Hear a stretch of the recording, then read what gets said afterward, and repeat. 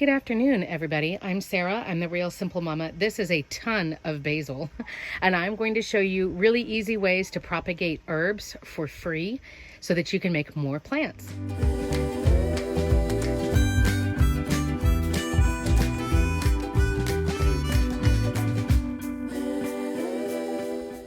So you can hear my Ankway fans over there in my greenhouse. See them there in that little triangle. They're running like crazy because it is really hot out here.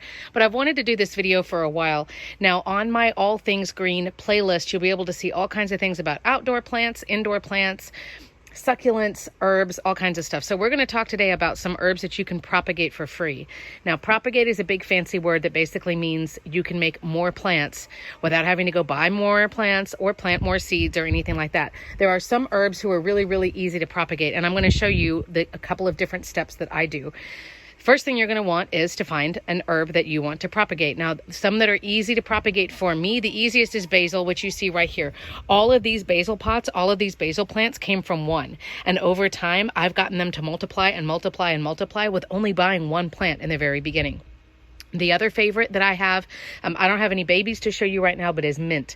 And there are about 1 billion varieties of mint. Orange mint, chocolate mint, peppermint, spearmint, all different kinds of mint. So what I suggest you do is to start out, either go to the nursery and get like the tiniest, cheapest little plant, like $2.99, $3.99. Just get one.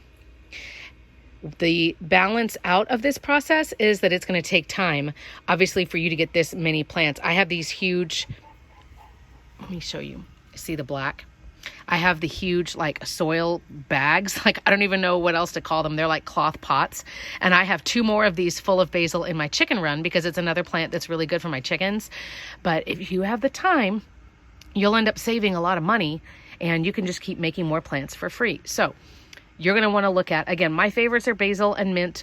I've also tried it with oregano. You could try it with dill, sage, thyme, any other herbs that you like for cooking, for repelling pests that are around your house. That's why all of these guys are here by my back door. They all help repel flies and wasps and other annoying guys that come over here by my back door.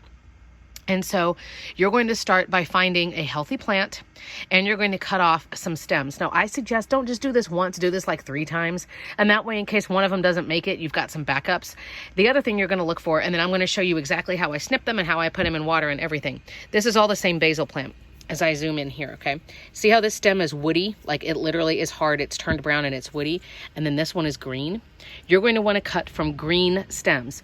The woodier stems, like if you have a big old rosemary, other plants like that, it's harder to get them to propagate in water. And literally what we're going to do is cut some pieces off. I'll stop here because of the plane.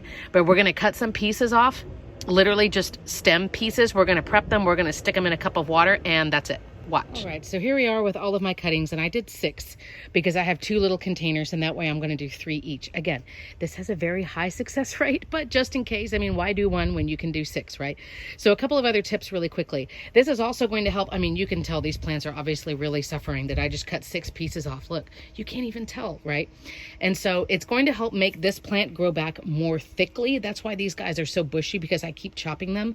Wherever you chop them, they will start growing in 2 points instead of 1. So where they were growing like that, now they're growing like this. So it's actually healthy for the plant for you to do this on a regular basis. And of course, if we're talking herbs anyway, I'm hoping that if you have herbs around your house, you're probably pulling off leaves on the regular or chopping bits off so that you can use it in your cooking. You can use it to make tea, right? You can make, you can make bath salts or oil for your hair or all kinds of stuff. So I usually am pulling off the bigger leaves to use for cooking, but then I'm also chopping stems off on the regular. I do this with my rosemary and I do this with other herbs that I have too. So now I'm going to pan back. And we've got these guys. The other tip that I'll give you before I show you actually putting them in water is use really, really, really sharp scissors or shears like this. Anytime I go between one type of project and the next project, I spray the blades really well with hydrogen peroxide. You can buy a bottle of hydrogen peroxide already in a spray bottle for like $1. And so I have one that's just for my plants. It helps to sterilize in case there was any fungus, mold, pests, any kind of stuff on here. So now that I've done my basil project, these guys will get sprayed and air dried before I use them again. So these I got on Amazon. I'll link them down below. They're not expensive. And you can use regular kitchen scissors or whatever. But the point is that make sure you clean them every time you go between plant to plant, just to be sure that we're not spreading anything. So these guys are done.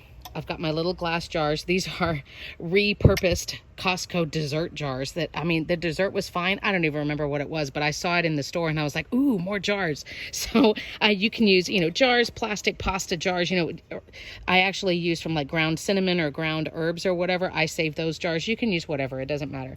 The other thing I'm going to show you though, before I clip to my last clip. So here's an example of what I did, right? And you've got the different sets of leaves.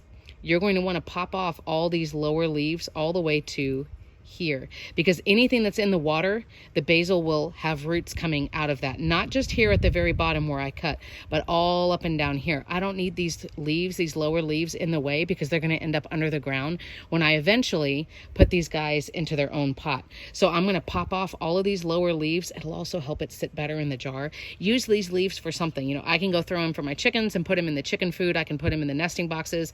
I can go put them on pizza or in my sandwich, or, you know, on your eggs or whatever.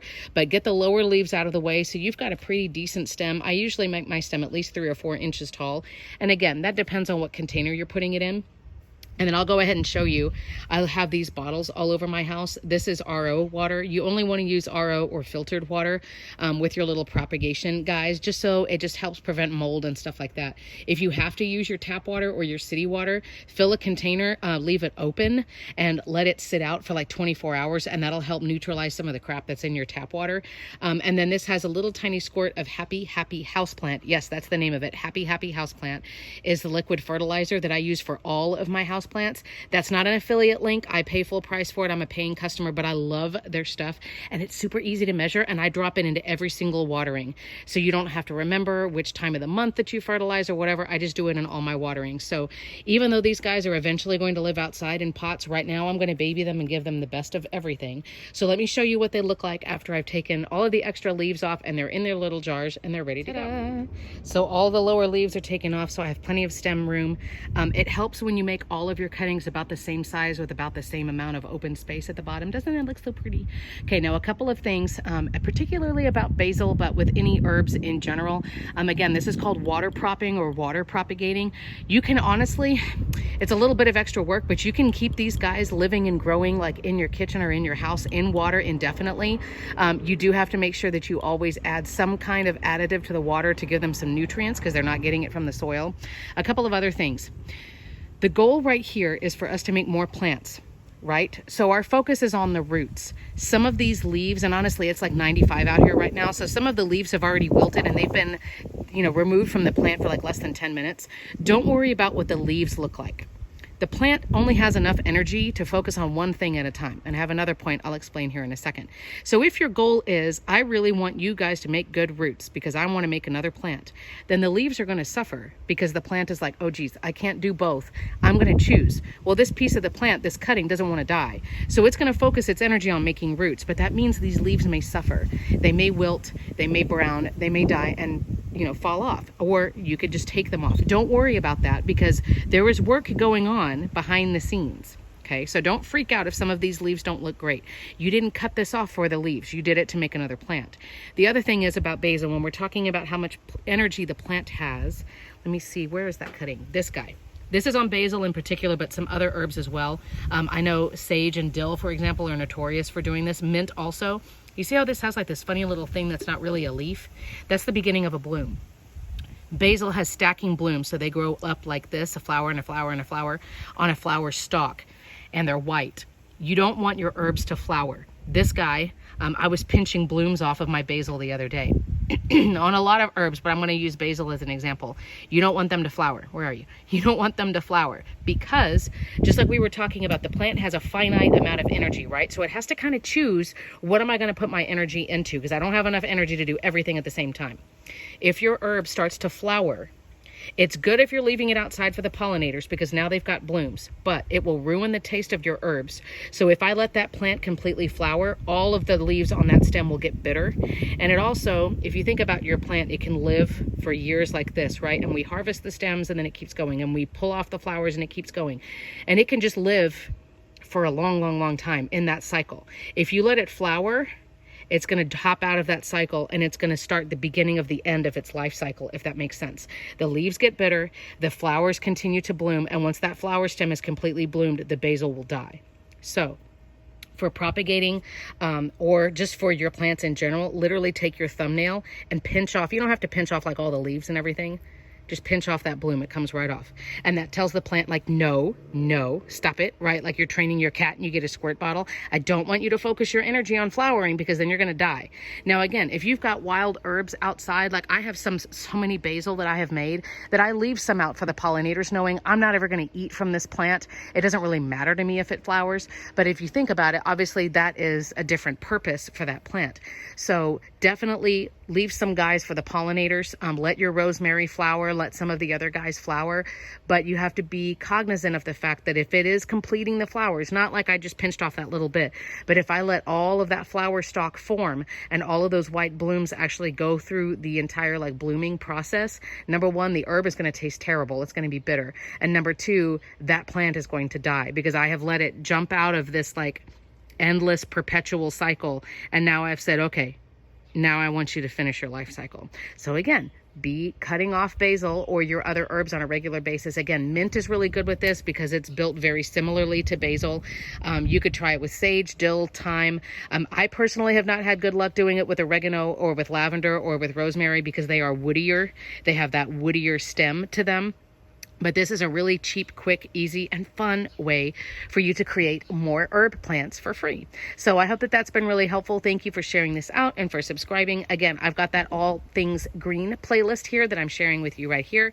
And I will see you around my channel for more planty content. Thanks.